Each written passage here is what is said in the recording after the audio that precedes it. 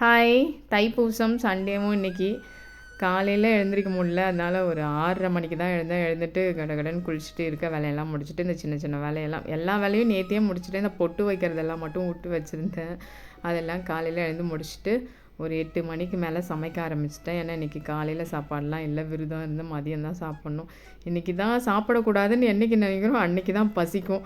காலையிலே பசி, சரி டீ மட்டும் குடிச்சிட்டு ஃபஸ்ட்டு பாயசம் தான் செஞ்சு வச்சுட்டு இருக்க காயெல்லாம் கட் பண்ணிட்டேன். இன்றைக்கி வந்து கோஸ், அதுக்கப்புறம் இன்னொரு பொரியல் வந்து புடலங்காய் கூட்டு செய்கிறதுக்கு தான் வெட்டினேன். ஆனால் எல்லாமே பருப்பாக போட்டு செய்கிறமேன்னு சொல்லிட்டு அப்படி இதுவும் சிறுபருப்பு போட்டு பொரியல் செஞ்சுட்டேன்.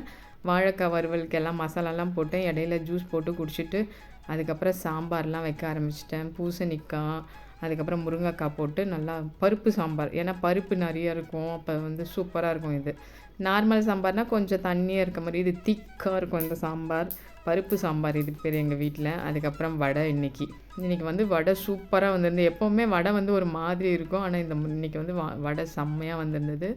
லாஸ்ட்டாக வாழைக்காய் எல்லாம் வறுத்துட்டு கடகடன்னு, ஏன்னா டைம் ஆயிடுச்சு, 12:45 கிட்ட ஆயிடுச்சு. நான் எல்லாம் பண்ணி வச்சதை பார்த்தா டக்குன்னு முடிஞ்சிடும். 11 மணிக்கெல்லாம் கும்பிட்லான்னு பார்த்தா 12:45 ஆயிடுச்சு. அதுக்கப்புறம் 1 மணிக்கு மேலே தான் சாமி கும்பிட்டு நல்லா சூப்பராக சாப்பிட்டுட்டு இதுக்கு மேலே தான் ரெஸ்ட் எடுக்கணும். ஏன்னா சரியாக நைட்டும் தூங்கலை.